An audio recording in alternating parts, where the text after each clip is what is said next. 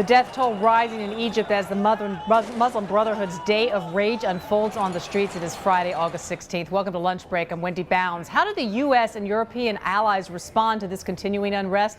Former senior Pentagon spokesperson and Truman National Security Project senior fellow Doug Wilson joins me right now to explain. Doug, thanks so much for joining us. Thank you. The Muslim Brotherhood calling for a day of rage against the military-backed government and the bloody crackdown earlier in the week. Is there anything right now in Egypt that can be done by the interim authorities to try to prevent further loss of life? Oh, yes, I think absolutely. You know, we've called this the Arab Spring, but what we're seeing unveiled before us is really Pandora's box. All sides need to take a deep breath in order for this not to spiral out of control into a virtual civil war. This means that the military in particular needs to understand the difference between stability and oppression, because they're rapidly overstepping that line. There should be none of the kind of violence that we saw before, and no live ammunition, and all sides do need to come back to the table to discuss what's going on. Doug, President Obama has obviously denounced the violence. He canceled a joint U.S.-Egypt military exercise initiative. Did he go far enough to establish a strong position against the unrest in Egypt, in your opinion?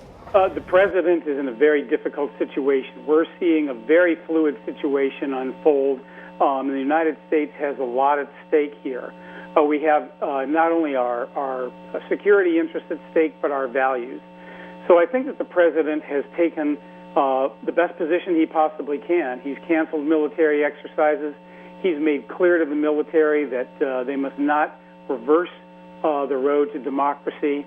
But we also recognize that Egypt plays a very, very key role in the security and stability of the Middle East, particularly with regards to Israel. Doug, at what point do U.S. authorities consider scaling back the nearly $1.5 billion in annual aid to Egypt? I think that and all aspects are under review as we speak and have been. I think it's very safe to say that this administration is monitoring what's going on the streets of Cairo and elsewhere in Egypt 24/7. And they are constantly reviewing the options that we have before us, including the review of aid.